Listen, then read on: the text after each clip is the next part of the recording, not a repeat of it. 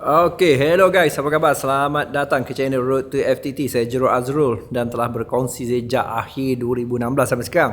6 tahun sudah berlalu. So, apa khabar? Apakah perubahan anda daripada, kalau macam saya lah kan, saya akan tanya juga iaitu pada diri saya kan 2016, adakah sampai sekarang 2022 ada perubahan? Yes, banyak perubahan. Perubahan dari segi financial, perubahan dari segi relationship, perubahan dari segi iaitu kesihatan dan sebagainya. So point out video ni sebenarnya lah untuk mengetahui ataupun apakah sebenarnya you punya fokus ataupun tindakan untuk memastikan dia ada perubahan. Itu konsep dia. Maksudnya perubahan mungkin dari segi iaitu perubahan secara strukturnya ekosistem apa kita buat dari segi ialah fikiran kita ataupun dari segi ialah tindakan kita dan result yang kita nak tengok. Dan obviously perubahan ni ada macam-macam halangan kan. Kita hidup ni dia ada halangan sebenarnya. Dan halangan ialah obstacle yang di mana kalau kita bigger than obstacle, kita akan dapat atasinya. Dan bila kita atasinya, kita akan meningkat dari segi status quo, mungkin dari segi financial ataupun lebih baik dari segi kesihatan kita ataupun financial kita ataupun kita punya iaitu relationship kita. Okay guys, dia macam ni. Okay, dia satu benda ialah, dia satu yang saya nak sampaikan kepada you ialah, satu lah konsep dari segi trading dan juga investing ni, dia pada saya personally mencabar guys, mencabar tu pasal topik ni dia tak semua orang cakap. Satu, tak semua orang cakap benda yang apakah sepatutnya you cakap. Saya teringat lagi apa tu salah satu tips sebenarnya yang you nak sukses ialah you kena iaitu stick your neck. Maksudnya ialah you kena fokus kepada iaitu kelompok yang support you. Sebagai contoh ialah kalau kita tengok dalam Robin Sharma menekankan pasal dream team. Dream team maksudnya pastikan ada lawyer, ada accountant yang the best, ada doktor yang the best, supaya dream team ni boleh support you untuk you grow dengan lebih further ataupun push boleh further. Dan ada pernyataan cakap ialah you tak perlukan mentor tapi you perlukan dream team ni. Tapi tak adalah dia cakap dream team, dia cakap ialah cari profesional yang dalam bidang dia yang mungkin boleh bantu you untuk jangka masa panjang. Itu konsep yang utama lah. Okay, so jadi apa yang saya nak highlight ialah sebenarnya iaitu kenapa kita sukar ataupun kita jadi fokus ataupun tindakan kita lah kerana obviously ialah kita banyak distraction guys. Banyak distraction. So distraction ni dia tricky part ialah iaitu kita jadi tak tahu mana satu yang betul ataupun yang salah, yang mana yang benar ataupun yang yang vague kan. Kita tak nampak. Pasalnya ialah kita ingat benda tu as it is seperti yang ditayangkan. Macam tu. So kalau kita tengok dekat YouTube ataupun tengok dalam TikTok, obviously sekarang ni TikTok paling top lah, itu pandangan saya. Saya tak layan pun TikTok pasal saya takut distraction berlaku pada saya. Tapi saya tahu juga RTT patut berada di TikTok, cuma saya tak tahu macam mana strategi dia pasal perlukan fokus dan juga kerahan dari segi team, resources dan semua. Tapi point saya adalah distraction ni. Jadi distraction ni satu benda yang boleh gagalkan kita fokus kita. Dan sebab tu kadang-kadang fokus ni kita kena choose apa yang kita tengok setiap hari. Maksudnya bahan bacaan kita ke video dan sebagainya, apa yang kita dengar. Sama dari segi bentuk, contoh you tengok video saya ataupun you tengok video-video dalam YouTube dan sebagainya. Sebab ini kena careful, apa yang selalu you tengok, apa yang selalu you dengar, sebenarnya dia akan create you punya subconscious mind you. Kalau you tengok cerita dulu, tak silap saya cerita The Hulk ke cerita Wolverine Hulk ke Wolverine saya tak ingat. Masa dia nak jadikan dia Hulk tu ataupun Wolverine tu, ialah dia Wolverine saya rasa Wolverine jadi dia masukkan telinga dia letak headphone, dia letak visual yang 3D tu, dia ulang benda tu semua pasal bunuh. Jadi tak langsung sebenarnya dia boleh programming lah benda ni guys. So you kena perhatikan apa yang selalu tengok, apa yang selalu dengar. You boleh purposely do it ataupun you kena intentionally elakkan dia. Macam tu. Sebab kadang-kadang takut kita ingat tu fikiran kita kan guys. Alright. So, jadi apa sebenarnya fokus satu ialah you kena memahami ialah distraction ni adalah enemy pada fokus you. So, you pastikan apakah benda yang mungkin boleh distract you daripada fokus you ke ataupun tindakan you. Pastikan macam mana you nak elakkan ataupun nak kurangkan distraction ni. Okay, yang kedua, untuk fokus pula you kena choose. Untuk fokus juga you perlu choose kan. Choose tu maksudnya ialah dia dalam hidup ni kita tak boleh nak buat semua benda. Itu kita kena clear cut lah. Contoh saya berada sekarang ni di studio, dengan jelasnya ialah saya tidak boleh berada di luar negara travel sebagai contoh. Ataupun saya sekarang ni ialah dah berada di studio, saya tidak boleh masa ni ialah saya duduk sekarang ni ialah saya duduk contohnya bersenang lenang dengan family. Ataupun saya choose sekarang ni saya di studio, saya bercakap dengan you ialah saya tidak boleh iaitu untuk pergi ni cakap bongok lah kan, pergi mamak, pergi kelab dan sebagainya kan. Jadi maksudnya you kena duduk dalam you punya fokus. You tidak boleh choose untuk berada di dua tempat. So maksud kena choose lah sebenarnya. Jadi sebab tu dia ada satu ayat sangat powerful yang saya pegang. Itu dia kata kalau kau nak berubah, kalau kau betul-betul nak result, ialah kau kena ada iaitu kebolehan untuk saying no. Maksudnya orang cakap, jom lepak, no. Jom pergi mana? No. Dan secara lahiriahnya, secara fitrahnya ialah kita susah nak say no. Pasal ialah kita, yelah takut hurt orang lain lah, nak support orang dan sebagainya. Sama dengan saya lah dulu kan. Tapi nak tak nak lah you kena ada ability say no. Jadi you kena faham ialah yang kedua ialah halangan berfokus, iaitu you tidak boleh berada, sama ada you kena pilih choose you punya bidang ataupun you kena berada di tempat lain. Sebab tak mungkin sebenarnya benda tu. Dan of course dia akan hurtful setengah benda. Mungkin dari segi as simple as a relationship ke dan sebagainya, as simple as you punya self need. Self need ni dia berbeza. Self need ni, kalau kita cerita pasal self need ni, orang budak yang umur 2 tahun, 3 tahun, 5 tahun, in fact kalau saya cakap ialah kids kan, toddler kids ataupun teenager adult yang berumur boleh kata ialah 20 ke atas, 30 ke bawah, 40 ke bawah, dia lah needs dia berbeza pasal dia punya level of experience ataupun dia punya level of education ataupun dia punya consciousness awareness tu berbeza. Obviously saya boleh bercakap macam ni mungkin sebab saya umur 41 kan. Ada yang mungkin tak boleh oblige ataupun tak boleh nak conquer apa yang saya cakap ni, ialah pasalnya ialah tak kena dengan dia, pasal needs tu berbeza kan. Macam dia setiap umur dia needs tu berbeza kan. Macam budak-budak mungkin nak bermain, contohnya. Remaja pula nak lebih kepada shock, nak expose, nak networking, nak jumpa seramai mungkin, nak explore the world. Jadi needs tu berbeza. Okay, so jadi pada saya lah sekarang ni lah, you kena faham ialah nak tak nak life ni kena choose guys.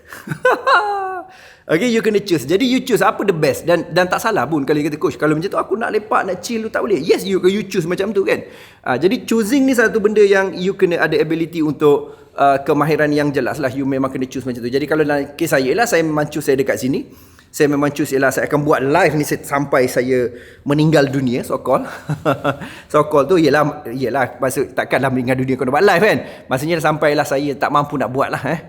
Kata siapa cakap saya tak dengar Joel Bowell, dia kata aku buat ni sampai aku drop dead baru aku berhenti. Maksudnya dia memang passion dia. Macam saya dah choose ini apa saya nak buat. Sebab tu kita dalam pilihan hidup kita tu, kita kena ada apakah kita punya passion kita. Kita ni sebab tu kena clarity, sebab clarity create passion kan. Jadi you kena ada clarity dan benda ni kena selalu ditanya dan sebagainya. So, jadi balik pada cerita kita. So, apa kaitan dengan trading, investing dan juga trading dan investing ni, dan apakah kaitan dengan hidup? Ialah satu ialah you kena clear, iaitu you kena very clear, you perlu fokus. So apakah you punya tindakan yang membuatkan you fokus? Okay, saya share, saya tahu video ni dah lebih 7 minit sekarang. Biasanya saya akan pastikan 6 minit macam tu, 5 minit sebenarnya. Alright, so dia macam ni.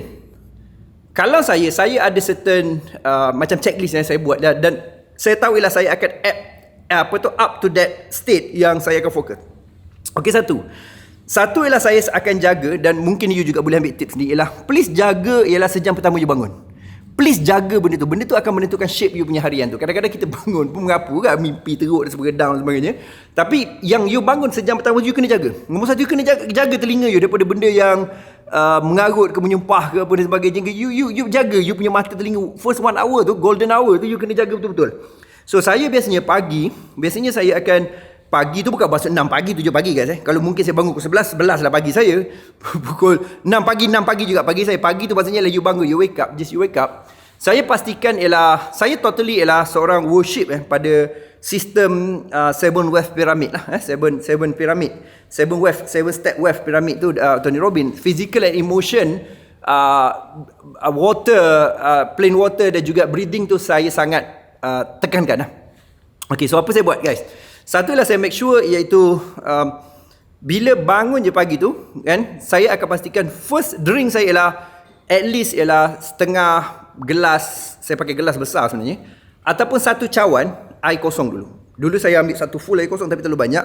Lepas tu yang kedua ialah minuman saya pastikan adalah apple cider. Saya akan pastikan dulu saya ambil 1 cap dia je, sekarang saya ambil 2 cap. Pasal saya pernah tengok Joel Bowell ni, dia bantai dicurah je macam tu. Saya kata, oh why not kan, bukan dia harm aku pun. So jadi saya pun meletakkan apple cider at least 2, dan masuk air tu separuh gelas juga. Kalau cawan 1 cawan. Dan untuk pengetahuan you, ada orang tak biasa benda ni tak menyenangkan lah. Tapi saya suka pasal ialah satu ialah dia bagi saya lebih thermogenic body, maksudnya saya tak simpan banyak excess fat. Lepas tu nombor 2 lah, dia juga keluarkan air, water, so dia boleh bantu you untuk water retention body you, untuk stabil kan. Kadang-kadang kita makan banyak garam, kita water retention tinggi, kita feel bloated, malas dan sebagainya. Dan juga dia bantu saya alkaline badan. So alkaline ni really important lah, sebab kadang-kadang kita makan benda tu acidic, macam protein very acidic dan juga benda-benda lain lah. Okay, so jadi selepas tu saya pastikan ialah, so 1, 2, 3 tu dah confirm. Dia akan pergi kepada, saya ada certain supplement lah, tapi supplement tu very minor untuk saya sekarang ni compare pada dulu, pasal saya more on pergi kepada, kalau boleh je ialah kepada semaksimum ialah pure water lah sebenarnya. Alright, so tapi adakah saya tak ambil? Saya still juga ambil glucosamine dan juga injection untuk vitamin C, dan juga beberapa perkara yang lain lah. Saya sedang figure out juga apa yang sepatutnya, contohnya ialah batang seledri tu kan, itu adalah antara yang bagus untuk minum. Dan saya dulu ada test untuk satu minuman hijau lah kan, green tu, dia juga sebab nak makan sayur banyak sangat, so tu bukan tak makan sayur, maksudnya terlalu banyak aktiviti tu, jadi minum tu mungkin membantu lah. Okay, so itu antara yang pertama. Lepas tu pastikan exercise. Ini saya wajibkan diri saya lah. Tak kira lah saya sejam ke ataupun 2 jam kemudian pun, saya pastikan saya at least berlari, cardio secara mudahnya ialah 30 minit. Oh, lamanya tak lama sebenarnya kalau you biasa buat 30 minit. Untuk saya find out benda tu, boleh tak ganti benda ni? Boleh, suka hati lah. Ini saya rasa benda ni mudah, sebab berlari ni bangun keluar lagi je, contoh macam saya dekat gym lah. Dan kalau saya juga ialah yoga juga membantu. Yoga juga boleh setempat. Saya tak bercadang nak lecture you dalam topik ni, cuma nak cakap ialah apa macam nak keep fokus. So saya share lah fokus saya tu macam mana. So saya pastikan benda ni buat. So kalau tak buat, dia jadi tak fokus. Coach, solat macam ni? Of course solat tu, orang Islam tu wajib lah kan. Kau bangun pukul 6.30, 7 tu kau solat, dah kau tidur tu kau kira bangun tu lah kan. Alright, lepas tu apa yang keep you energized ataupun lagi ialah you kena learning guys. Learning tu ialah you kena masukkan, macam saya cakap, apa you tengok, apa you dengar tu, you kena masukkan maklumat yang membantu you untuk you berfikir. So benda tu sangat penting Dan sangat penting juga ialah untuk buat you keep jedah, ada juga fokus. Ini sangat penting guys, iaitu free writing. Free writing lah, you tulis je. Free writing nama dia free tau, tapi kadang-kadang bila free tu aku nak tulis apa? Free lah. So maksud saya lah, you fokus kepada contohnya aku ni hari ni nak fokus kepada apakah, macam saya tengok macam this week untuk Royal TT, saya banyak fokuskan kepada, saya nak make sure semua ni dalam keadaan fokus yang betul. So topik saya fokus lah. In fact meeting pun sekejap lagi saya akan tekankan pasal fokus, macam mana nak fokus.